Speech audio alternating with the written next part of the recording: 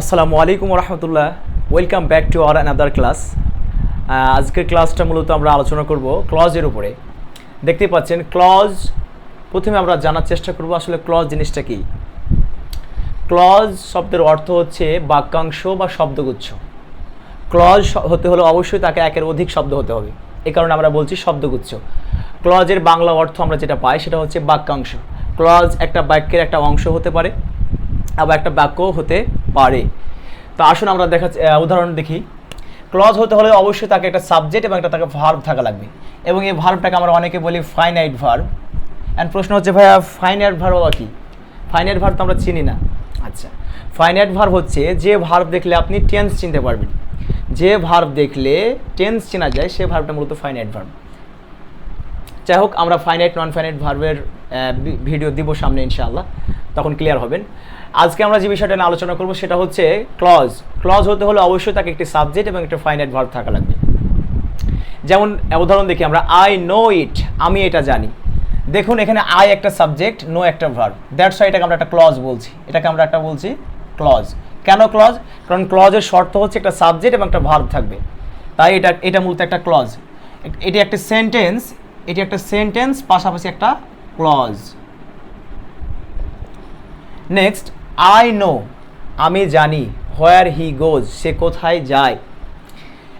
এখানে দেখুন আই একটা সাবজেক্ট, নো একটা ভার্ব, তার মানে এটা একটা ক্লজ।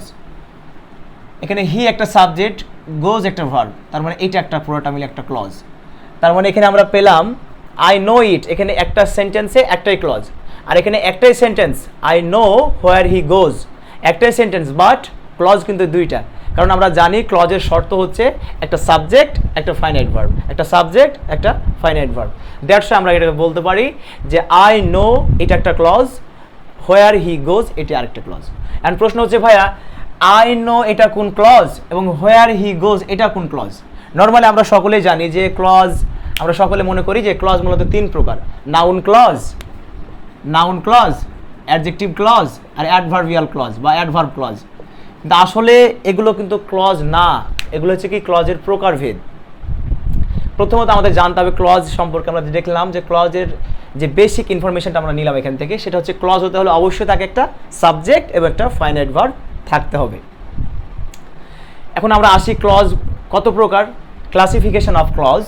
ক্লজ মূলত আমরা তিন প্রকার দেখতে পাই বিভিন্ন বইয়ে বা বিভিন্ন লেকচার বা বিভিন্ন বই অ্যানালাইসিস করে আমরা দেখছি ক্লজ মূলত প্রধানত তিন প্রকার। অনেকে দুই প্রকার বলে, তো আমরা তিন প্রকার বলবো, তিন প্রকারটাই বেস্ট। ক্লজ তিন প্রকার। প্রথম ক্লজ হচ্ছে প্রিন্সিপাল ক্লজ। প্রিন্সিপাল ক্লজ কি? প্রিন্সিপাল ক্লজের একটা স্ট্রাকচার আছে, আমি লিখে দিই, সাবজেক্ট এবং ভার্ব।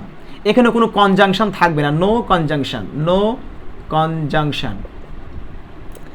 যে সেন্টেন্সে একটা মাত্র ভার্ব, আবারও বলছি, যে সেন্টেন্সে একটি ভার্ব এবং একটা যে সেন্টেন্সে একটি সাবজেক্ট এবং একটি ভার্ব থাকবে, সেই সেন্টেন্সটাকে আমরা বলবো প্রিন্সিপাল ক্লজ। অনেকে এটাকে বলে মেইন ক্লজ, আর অনেকে বলে ইন্ডিপেন্ডেন্স ক্লজ।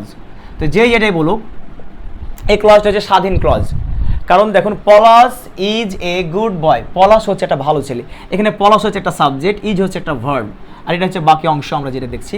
তাহলে এখানে একটা সাবজেক্ট একটা ভার্ব, এখানে কোনো কনজাংশন নেই। যেখানে দেখবো আমরা একটা সাবজেক্ট এবং একটা ভার্ব আছে এবং সেখানে কোনো কনজাংশন নেই, সে ক্লজটাকে আমরা বলবো প্রিন্সিপাল ক্লজ। এরকম আমরা আরও উদাহরণ দিতে পারি, যেমন বলতে পারি Laili is a brilliant girl, তারপর বলতে পারি তমাল ইজ এ হ্যান্ডসাম বয়। এরকম অনেক কিছুই বলতে পারি। একটা কথা, একটা সাবজেক্ট একটা ভার্ব, যেমন প্রথম উদাহরণটা আমরা যদি খেয়াল করি, আই নো ইট, এটা যদি বলি এটা কোন ক্লজ? দেখুন একটা সাবজেক্ট আছে একটা ভার্ব আছে, তাহলে এটা কোন ক্লজ? প্রিন্সিপাল ক্লজ, বা বলতে পারি মেন ক্লজ বা ইন্ডিপেন্ডেন্ট ক্লজ। তাহলে প্রিন্সিপাল ক্লজ বা মেন ক্লজ হওয়ার শর্ত কি? একটা সাবজেক্ট থাকবে একটা ভার্ব থাকবে, সেখানে কোনো কনজাংশন থাকবে না। নেক্সট যেটা দেখছি প্রিন্সিপাল ক্লজ গেলে এবার আসি কোঅর্ডিনেট ক্লজ। কোঅর্ডিনেট ক্লজ কি? কোঅর্ডিনেট ক্লজ হচ্ছে মূলত আমরা লিখে রেখেছি ফ্যান বয়েজ। এখন এটা অনেকের কাছে প্রশ্ন হতে ভাই ফ্যান বয়েজ আবার কি? কোঅর্ডিনেট কনজাংশনটাকে বাংলা আমরা বলতে পারি সহায়ক ক্লজ, মানে এটা একটা সহায়ক ক্লজ হিসেবে কাজ করে এবং মূলত এটা একটা কম্পাউন্ড সেন্টেন্স গঠন করে। ফ্যান বয়েজ বলতে আমরা বুঝেছি এখানে আমরা দেখতে পাচ্ছি ফ্যান বয়েজে FANBOYS, এখানে 7টা লেটার আছে, প্রত্যেকটা লেটারে কিন্তু একটা করে মিনিং আছে।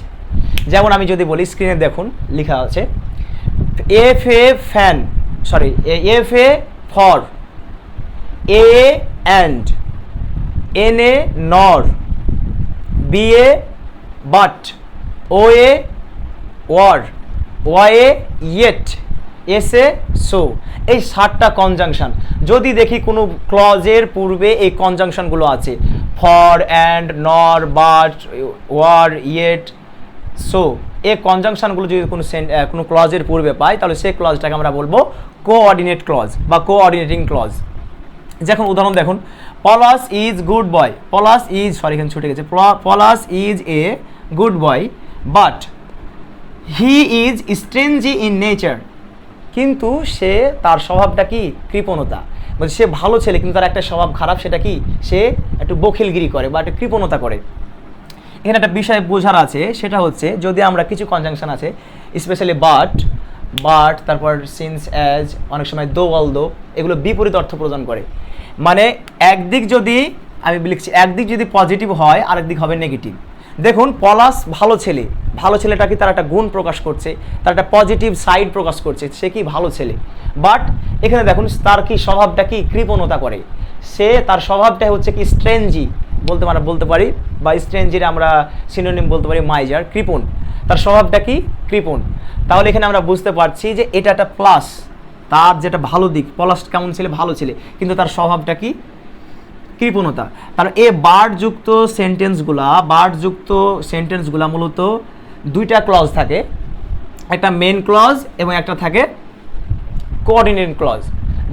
এটাও মেন ক্লজ, দুইটা মেন ক্লজকে যুক্ত করে এই কনজাংশনগুলো, এবং একদিক পজিটিভ হলে আরেকদিক নেগেটিভ অর্থ প্রকাশ করে। যেমন বলি he is poor but honest, সে গরিব, পজিটিভ সাইড, না sorry negative side, but he is honest, কিন্তু সে সৎ। অনেক সময় আমরা বলি আই এম রিচ, আমি ধনী, বাট ইউ আর পোর, তাহলে একদিক পজিটিভ হলে আরেক দিক নেগেটিভ। তাহলে এখানে বুঝতে পারলাম যদি আমাদের আন্ডারলাইনকৃত ওয়ার্ড এভাবে থাকে যে বার্ড থেকে শুরু করে নেচার পর্যন্ত, এটা কোন ক্লজ, আমরা বলবো এই ক্লজটাকে বলবো আমরা কোঅর্ডিনেট ক্লজ। কেন কোঅর্ডিনেট ক্লজ?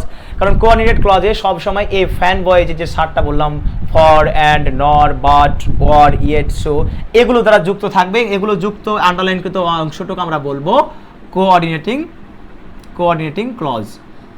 আশা করি বুঝতে পেরেছেন। নেক্সট আসি আমরা সাবঅর্ডিনেট ক্লজ। এইটা খুব গুরুত্বপূর্ণ আলোচনা, আর আসলে আমাদের মূলত এইটা নিয়ে আমাদের কথাবার্তা। এই সাবঅর্ডিনেট ক্লজ মূলত আবার 3 প্রকার: noun clause, adjective clause, adverbial clause. Noun clause, adjective clause, adverbial clause. তো আমরা সাবঅর্ডিনেট ক্লজটা বোঝার চেষ্টা করি। সাবঅর্ডিনেট ক্লজ হচ্ছে সাবঅর্ডিনেট কনজাংশন দ্বারা শুরু। অ্যান্ড প্রশ্ন হলো ভাই সাবঅর্ডিনেট তোর কোনদিন নামই শুনিনি, তো সাবঅর্ডিনেট কনজাংশনগুলো কি একটু দেখি আমরা। WH ওয়ার্ড যতগুলো আছে আমরা জানি WH ওয়ার্ডগুলো 9টি আছে, যেমন what, who, whom, whose, where, how, এগুলো দ্বারা শুরু হতে পারে কোনো ক্লজ। তারপর that, as, since, till, because, until, though, although, before, after. তারপর আমরা বলতে পারি ইভেন দো, আরও অনেক কিছু, অনেক কনজাংশন বলতে পারি। তারপর আনলেস, ইফ, এই যে কনজাংশনগুলো বললাম আমি WH ওয়ার্ড থেকে শুরু করে এই কনজাংশনগুলো বলা হয় সাবঅর্ডিনেট কনজাংশন বা ক্লজ মার্কার বলতে পারি আমরা। তাহলে এই কনজাংশনগুলো যদি থাকে কোনো ক্লজে, তাহলে সেই ক্লজটাকে আমরা বলবো সাবঅর্ডিনেট ক্লজ। দেখুন ইট ডিপেন্ডস অন, এটা নির্ভর করে, হোয়াট ইউ সে, তুমি যেটা বলবে সেটার উপরে কি এটা নির্ভর করে। এখানে যদি প্রশ্ন আসে যে হোয়াট ইউ সে এটা কোন clause, principal clause, coordinate clause নাকি সাবঅর্ডিনেট ক্লজ? আমরা জানি প্রিন্সিপাল ক্লজে কোনো কনজাংশন থাকে না, শুধু কি থাকে, একটা সাবজেক্ট থাকে, একটা ভার্ব থাকে। এখানে সাবজেক্ট আছে, ভার্ব আছে, বাট এখানে যে কনজাংশন চলে আসছে তার মানে কি এটা প্রিন্সিপাল ক্লজ নয়। নেক্সট অন যেটা দেখি কোঅর্ডিনেট ক্লজ। আমরা জানি কোঅর্ডিনেট ক্লজগুলো ফ্যান বয়েজ, মূলত for, and, or, but, or, yet, so, এগুলো দ্বারা যুক্ত থাকবে। এগুলো তো নেই, তার মানে প্রিন্সিপাল ক্লজও না, কোঅর্ডিনেট ক্লজও না, এটা মূলত সাবঅর্ডিনেট ক্লজ। এটা হচ্ছে কি সাবঅর্ডিনেট ক্লজ। কেন সাবঅর্ডিনেট ক্লজ? আমরা জানি যে সাবঅর্ডিনেট ক্লজ মূলত সাবঅর্ডিনেট কনজাংশন দ্বারা শুরু হয়। সাবঅর্ডিনেট কনজাংশনগুলো আমাদের কষ্ট করে একটু মনে রাখতে হবে বা মুখস্থ রাখতে হবে। সেটা হচ্ছে WH ওয়ার্ড দিয়ে শুরু হতে পারে, এবং what, that, as, since, still, because, এই যে কনজাংশনগুলো বললাম, though, although, even though, since as because, হ্যাঁ এইগুলো, unless, so that, in order that, এই যে ইত্যাদি কনজাংশনগুলো যদি কোনো ক্লজে থাকে সেই ক্লজটাকে বলবো আমরা সাবঅর্ডিনেট ক্লজ। তাহলে এই ছিল মূলত ক্লজের বেসিক ডিসকাশন। তো আমরা জানলাম ক্লজ অর্থ হচ্ছে বাক্যাংশ বা শব্দগুচ্ছ। ক্লজে অবশ্যই একটা সাবজেক্ট এবং একটা ফাইনাইট ভার্ব থাকবে, একটা সাবজেক্ট একটা ফাইনাইট ভার্ব। এখন অনেকের প্রশ্ন ভাই ফাইনাইট ভার্বটা বুঝলাম না। ফাইনাইট ভার্ব এবং নন ফাইনাইট ভার্ব, এ ভার্বের প্রকার নিয়ে একটা ভিডিও আমরা দিব, ডিটেলসে আলোচনা করব। তো এইটুকু জানেন, ফাইনাইট ভার্ব যদি নাও জানেন সমস্যা নেই, আপনি এটা মনে রাখবেন সাবজেক্টের ঠিক পরে যে ভার্বটা থাকে, আবারও বলছি সাবজেক্টের ঠিক পরে, এটা সাবজেক্ট এটা ভার্ব, সাবজেক্টের ঠিক পরে যে ভার্বটা থাকে সে ভার্বটাকে আমরা বলবো ফাইনাইট ভার্ব। আশা করি বুঝতে পেরেছেন। যদি এটা সাবজেক্ট থাকে এবং এটা ভার্ব থাকে তাহলে সেটাকে বলবো আমরা ক্লজ। এই ক্লজগুলো তিন ধরনের হতে পারে প্রিন্সিপাল ক্লজ, হতে পারে সেটা কোঅর্ডিনেট ক্লজ, হতে পারে সেটা সাবঅর্ডিনেট ক্লজ। তো আমরা প্রিন্সিপাল ক্লজের বৈশিষ্ট্য পড়লাম, সাবজেক্ট এবং ভার্ব থাকবে, সেখানে কোনো কনজাংশন থাকবে না। কোঅর্ডিনেট ক্লজ পড়লাম, যেখানে কনজাংশন থাকবে। কনজাংশনটা কি আকারে থাকবে? Fan, boys, for, and, or, nor, but, or, yet, so, এই কনজাংশনগুলো যুক্ত থাকলে সেটাকে আমরা বলবো কোঅর্ডিনেট ক্লজ। এবং সর্বশেষ যেটা আছে সাবঅর্ডিনেট ক্লজ, এটাই মূলত আমাদের আলোচনার বিষয়। সাবঅর্ডিনেট ক্লজ কি? এটাও সাবঅর্ডিনেট কনজাংশন দ্বারা শুরু হবে। সাবঅর্ডিনেট ক্লজ কনজাংশনগুলো আমাদের একটু কষ্ট করে মনে রাখতে হবে।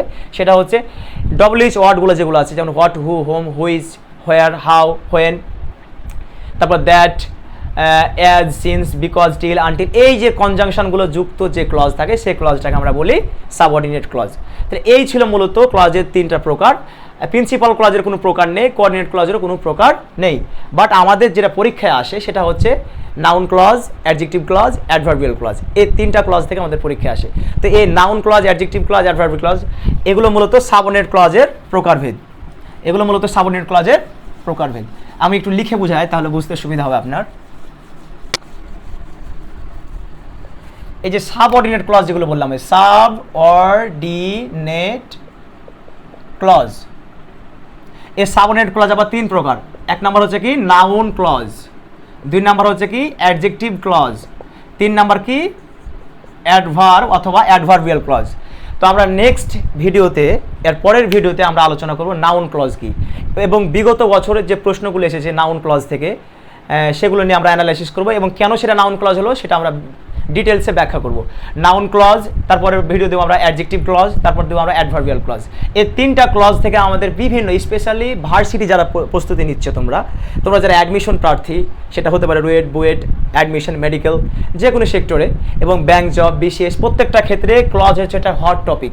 ক্লজ থেকে প্রশ্ন হয়, এবং প্রাইমারি, নিবন্ধন, বেসরকারি, যে কোনো ভ্যারিয়াস কম্পিটিটিভ এক্সামস, প্রত্যেকটা সেক্টরে এই ক্লজ থেকে পরীক্ষা হয়। সুতরাং আমরা যদি এই ক্লজ সম্পর্কে ডিটেলস জানতে পারি, যেমন আজকে আমরা শিখলাম ক্লজের বেসিক আলোচনা, এরপর আমরা শিখবো সাবঅর্ডিনেট ক্লজের তিন প্রকার, noun clause, adjective clause, adverbial clause. প্রত্যেকটা ক্লজের আমরা ডিটেলস আলোচনা করব এর পরের ভিডিওতে। তো সে পর্যন্ত সকলে ভালো থাকুন, সুস্থ থাকুন, আল্লাহ আপনাদের সকলকে ভালো রাখুন।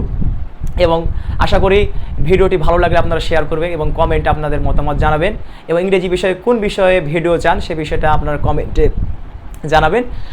আশা করি আজকে নো মোর টুডে, আজকে আর না, আশা করি আজকে আমরা এখানে বিদায় নিচ্ছি। সব সময় মাহবুব ইংলিশের পক্ষে থাকবেন, সাপোর্ট দিবেন এবং আমাদের কোনো অনুপ্রেরণা যোগাবেন। ইনশাআল্লাহ সামনে আমরা নতুন কোনো ভিডিও নিয়ে আবার হাজির হব। সে পর্যন্ত সকলে ভালো থাকুন, সুস্থ থাকুন। আল্লাহ হাফেজ। আসসালামু আলাইকুম ওয়া রাহমাতুল্লাহ।